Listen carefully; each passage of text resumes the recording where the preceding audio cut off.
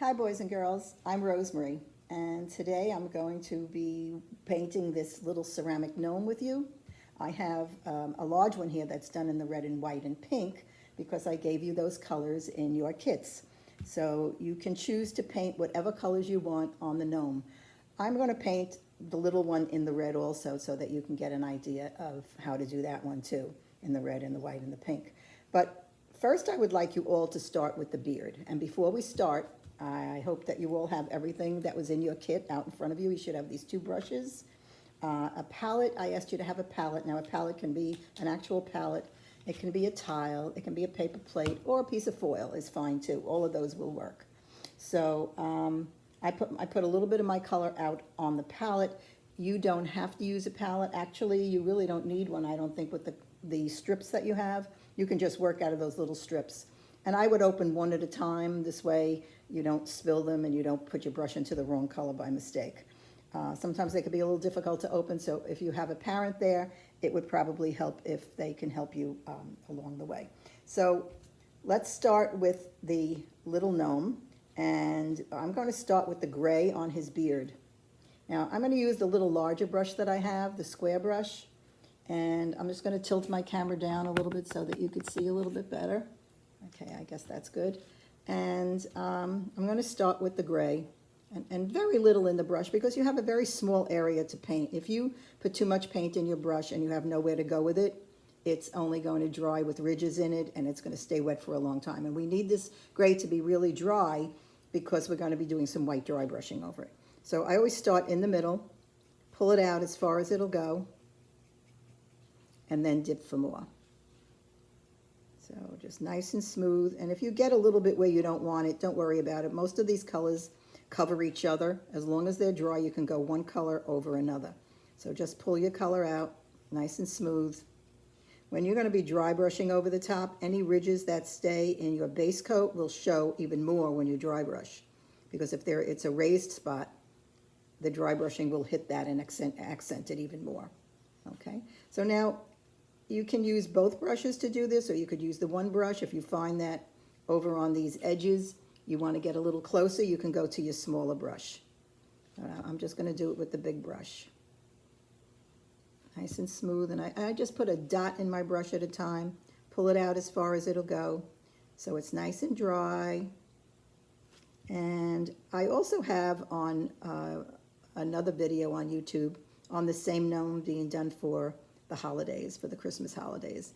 So he's pretty much done the same. I start out the same on all the gnomes. I do the gray on the beard, and then I do the white over it and the flesh on the nose, and then whatever colors you want. So he's very versatile. He can be done so many different ways. I've seen him done for Halloween with designs of, you know, bats and things like that on his hat, and orange and black would be great.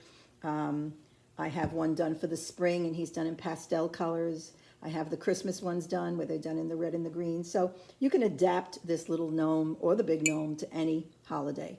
Or just to put it in your garden, you do whatever colors you want. So I'm going to finish my beard up.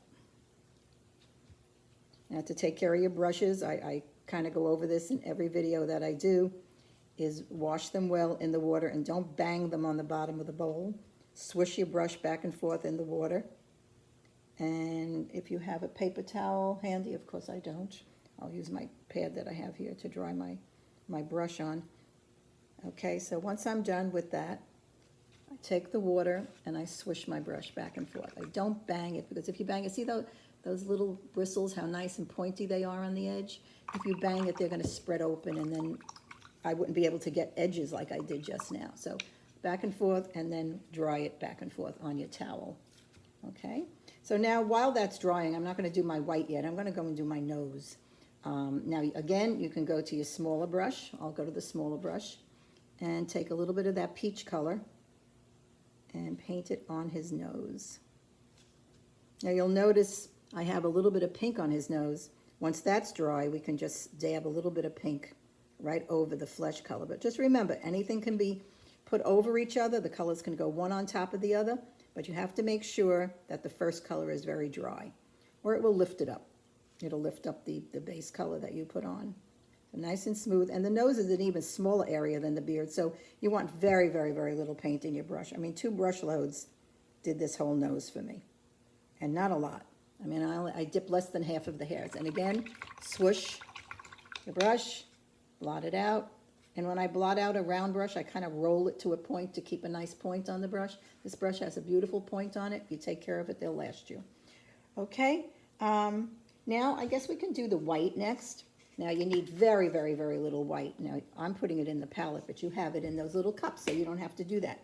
Now I'm going to take my square brush and put a little bit in the brush, very, very little, and then I'm going to blend it into the hairs of the brush on the paper towel, okay, before I go to the piece, because this is called dry brushing and you don't want a lot of paint in the brush.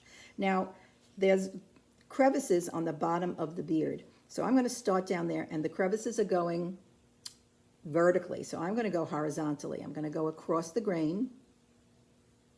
You see what I'm doing? And use the other side of the brush, come back and go the other way. And that will allow the darker color, the gray, to remain in the crevices as you see it on this beard and on this beard. This beard, the detail goes all the way up, but on the little one it doesn't. So now, before I dip again for more paint, I hit the raised area back and forth, and that will be a little bit more solid, but I'm still not painting it. I'm still dry brushing it on. So again, a little bit of paint, take it out on the paper towel. Every time you dip in the white, you take it out, and you take both sides out, not just like this. You go back and forth and you do both sides. And I'll work my way up. So even now, if you get it on other areas, it's okay because we're going to be putting other colors on there. Now, if you notice, the first coat doesn't really change the color of the beard too much. Look at the difference in the two. So dry brushing is a gradual buildup of color. And most people don't have the patience and they want it to look like this when they first start out, but that's not the way to get a true dry brushing. Okay, so you want to be with a very light hand against the grain. And you could do it 3, 4, 5, 6 times, but you keep it very, very thin and very light-handed. And it's a back and forth motion. Okay, now that's one coat. That's one coat. Now you could leave it like that. You want him to be a little older gentleman, you can do that too. Although the white probably is the older. But either way is okay. So I'm going to go back again. Now look at the second time I'm doing it. You see the difference in that spot? And if your paint looks wet, it's really not dry brushing. There's also a technique called wet brushing, which is okay on this too. You just don't want to fill in those crevices. Dry brushing, sometimes when you're dry brushing, you can actually see a powder forming on the table in front of you if you do it properly. Okay, but see, I take almost all of it out of the brush every time.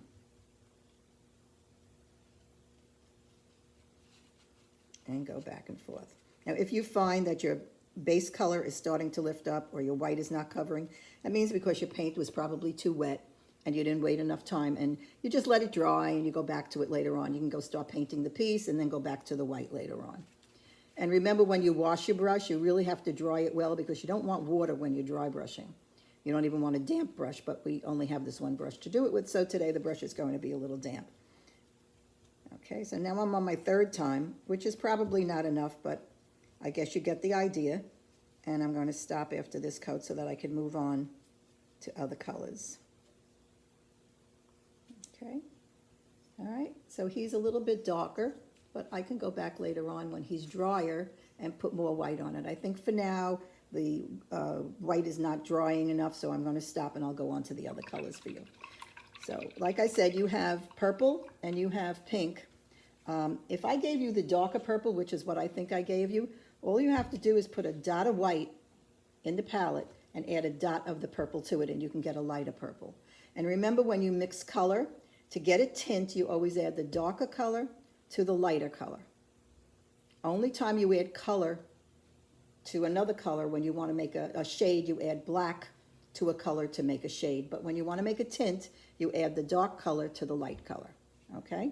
Because if you try to add white to the purple, you're going to have so much paint you don't know what to do with it before you get the color that you really want. So you put a little white, and you could put a dot of the purple in it to make a lighter purple. But I'm going to do this one in red. I'm probably not going to stripe it because he's got too little a hat. but I'll do it in red. And, but first I think I'm gonna start out with the pink on his shirt in the back. And this is the pink that I used on here. So I'll put a little pink out in my palette. And this is his shirt in the back here, this whole back. And you should always paint bottoms. If you notice, everything that I paint has the bottom done.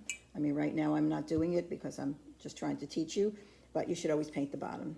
I was always taught that a piece is not completely finished unless the bottom is painted also. So again, you can put a little bit more paint in your brush. The colors go on very, very smoothly. And you can choose either brush. Now, when you're doing a flat area like this, if you use the round brush, I always feel like you have too many ridges in your paint. I like the flat brush. They're called shader brushes. And I think that they keep your paints nice and smooth. But you can still do this around the edge and then go back and pull it with the flat brush. You can use the small brush to edge and then go back, like I said, with the bigger brush and smooth it out. You see how nice that goes on? And I don't dip for more paint until I use both sides of my brush, because don't forget, when you dip in the color, it goes onto both sides of your brush. And just smooth it out nicely. Now, with this pink, it seems like one color, one coat is covering for me. Okay, but you see now I have a little area here that I wasn't able to get in with the flat brush. So I'm going to go back with the pointy brush, and there's just a little spot by his shoe there, and between his beard and his shoe. And I'll just work that with my smaller brush. But pull it out, that it's nice and smooth. And I'll just check the other side. The other side is pretty good. Okay, you see that? Okay. All right, so now I'm going to do a red hat. And like I said, your piece, you do whatever colors you want. I find when I'm doing these videos, sometimes you kids show me things too that I wouldn't have thought to do. So we're not going to do any decorating. The decorating is the last thing you do because you want a base coat on everything. Even though this is white, say you wanted a white hat, you should paint it white because the bisque, which is what this is called when you get it, is porous. And if you don't paint it, it can get very dirty in time. So even if you wanted a white hat, you should paint the white. And I believe I gave you white. Yes, for the beard we have white. Okay, so now I'm going to put some red out, and I'm going to do red on his hat. Now I'm going to choose to use my small brush just to do some edging. So I'm starting around the back, and I'm going to edge with the small brush.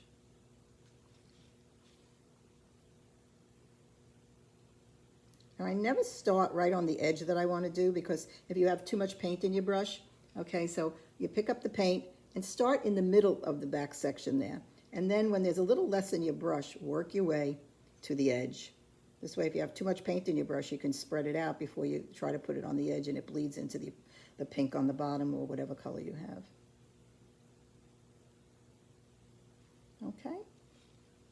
So again, I start away from the edging, and then I go back to it when there's less in the brush. I'm going to work my way around here. Again, I'm starting not on the edge, not right up against the beard, less in the brush, and then I just press my brush down and edge around. Okay.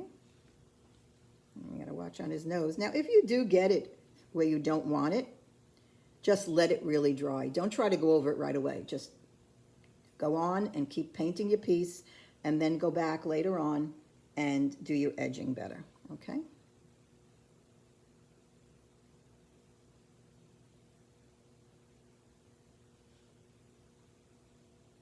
Nice and slow. You take your time. Don't rush it.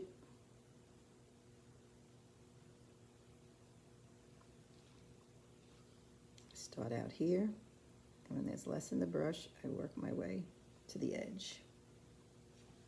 Okay, start out here again.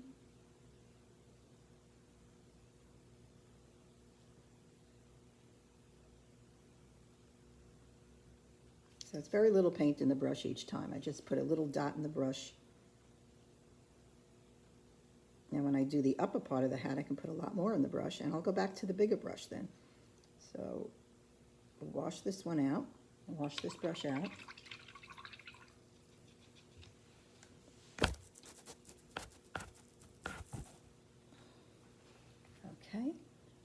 And I'm going to go back with the bigger brush now. And now we can put a little bit more on it. But just make sure you spread it out. You still don't want to have any ridges in the paint. Spread it out until you feel your brush starting to run dry. See here now my brush is starting to drag. I'll just make sure all that is smooth before I pick up more paint.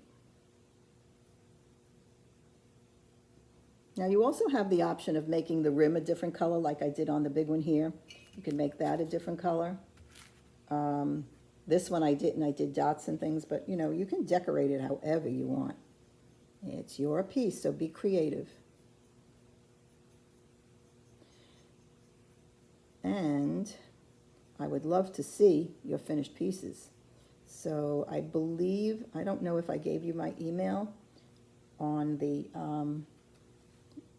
direction sheet that I gave you, but if you wanted to send me pictures, it's, if someone wants to write it down, it's roecer@gmail.com, and I would love to see how you finish the pieces. And hopefully you enjoy the class. You could let me know.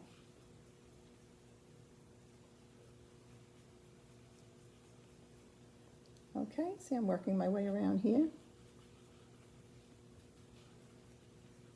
And that little bit of paint, you see that little bit of red I put in there? It does the whole hat. Now, if you think your red needs, sometimes red needs a couple of coats. You could start out with your small brush again and go back an edge, because red is a little bit fussy. It's one of the hardest colors to cover and to get a nice red out of it. So you can do a second coat if you want. Any of your colors, if you think they're too light, you can do a second coat. Now, because this brush has all this red in it, I'm not going to go back and do my white right now, but you know, I would wait till the next day or a couple of hours later if you want to go back and do the white, because you want your brush to be really dry and not have any of this red in it. Now you can go to the sink when you're done with these brushes and wash them, because even though I just swished it in the water like just now, when I wiped it on the towel, there was still red coming out. And when you go to the sink, put a little soap in it, grab the tip and just wiggle back and forth. So like this, just grab the edges of your hairs of your brush and wiggle. And that helps to get the paint out of what they call the ferrule, the metal part of the brush. If you wiggle it, put a little soap and water, and always work your brush into the shape that it originally was. Okay? All right, so now I'm going to show you how to do hearts. Now we can do hearts in the pink. I can do hearts in the pink on the red hat. So I have a pad here, and I'm going to see if I can do this backwards, that you can see. Now, the trick to doing dots, hearts, any of that is to work with the handle of the brush. And you're just going to do a straight up and down motion. I don't want you to drag it. I don't want you to pull it. So I always say it's in the shape of a triangle. You put two dots touching each other. Not overlapping, but kind of touching, like that. Okay? Then what you do is you pull down in the middle. And you get a heart. So again, I'll show you again. It's two dots touching, and then go right into the center and pull down. You see that? They're not always the same shape, the same size. Depends on the size of the handle that you're using. You could even use toothpicks. Toothpicks, I find they're a little thin. They would give you a thinner line. But that's how you make a heart, an easy heart. Okay, because most people can't draw a heart freehand. So I'm going to go to my piece now. I'm going to do a heart. 1, 2, see that? 1, 2, and then I'm just going to take my brush and pull it down to get the shape of a heart. Just pulled it right down. Okay, again, two dots side by side,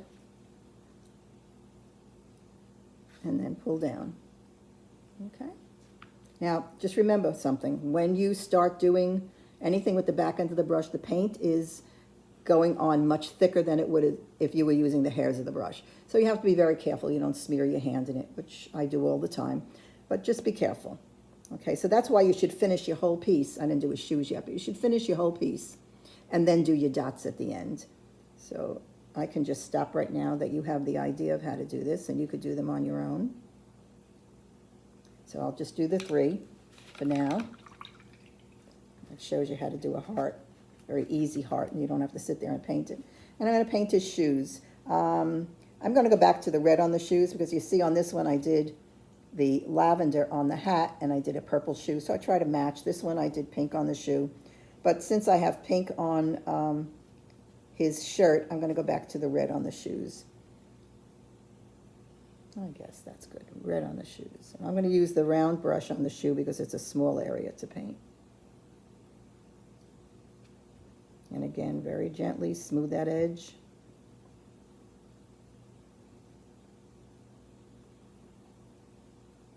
I always pull my colors out. Always pull them out nice and smooth.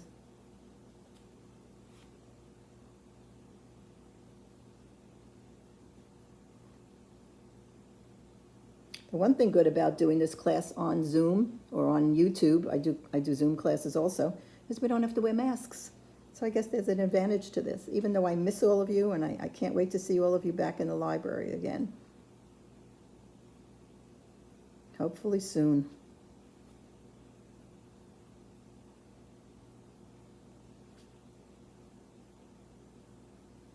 Okay, I'm going to need to drop more of my red to do the shoe. Okay. He's so cute. Gnomes are very, very popular right now.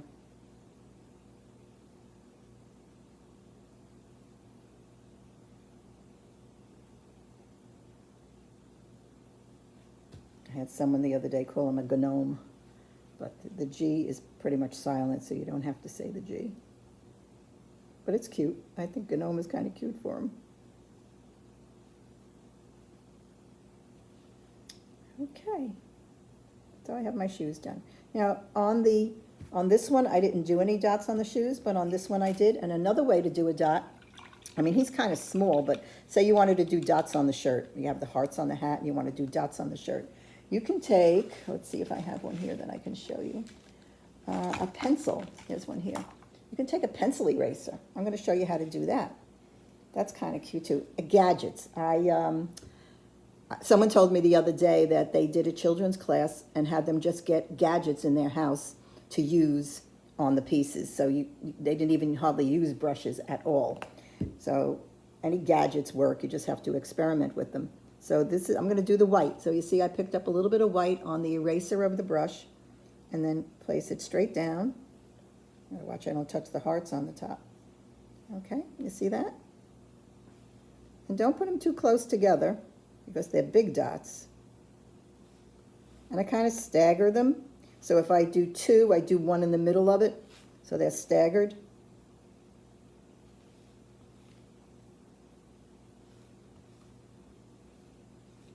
And I dip every time I do a dot, I dip.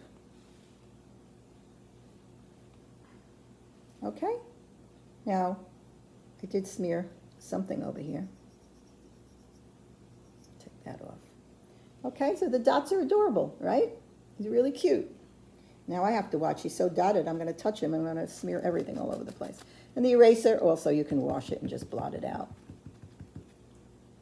But that's cute too. I did a class yesterday and they had us take bubble wrap and very gently with a sponge on a stick, I don't have one out here right now, is dab a little bit of paint onto the bubble wrap. It was a flat surface, and then you gently lay the bubble wrap onto the piece, and you press very lightly, and you lift it up, and you have that bubble effect. In fact, I can show it to you.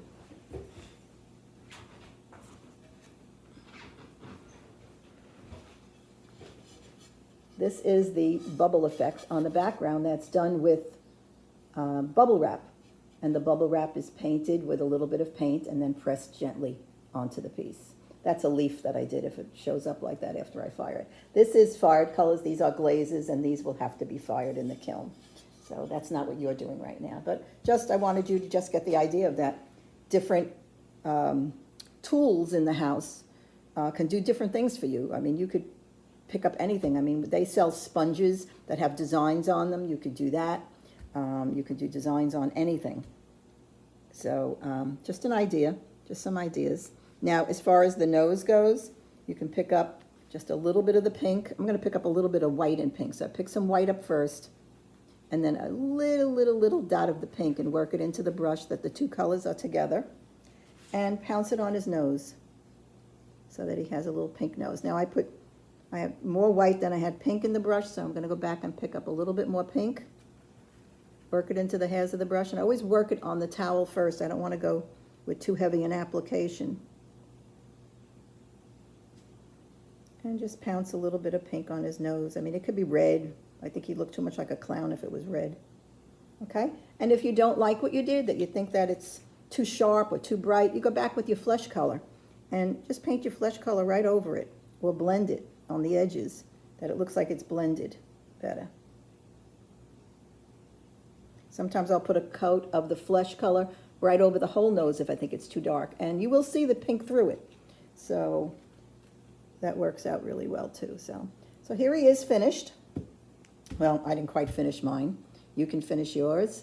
And the different ways of doing it, I have the hearts on him, and I have little white dots in between the hearts, which you can do. On the rim, I did dots with the back end of the brush in the purple, and then you let them really, really dry. And this is where the toothpick comes in handy, because I took a toothpick and I did a little white dot in the center of the purple.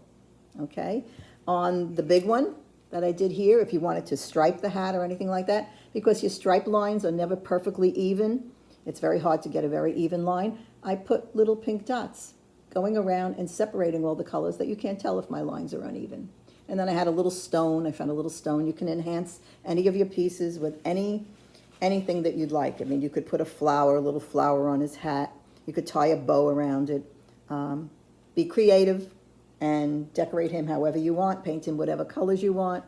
I just appreciate that everyone is taking these classes. I appreciate you picking up these kits from the library. And I want to thank the libraries for hosting me and having me bring these kits there for all of you to purchase. And, you know, I hope you enjoy the rest of your winter and that you're all back in school soon. And again, thank you so much. And if you have any questions, or if you want to send me some pictures, please send it to roecer@gmail.com. Thank you, guys. Have a great day.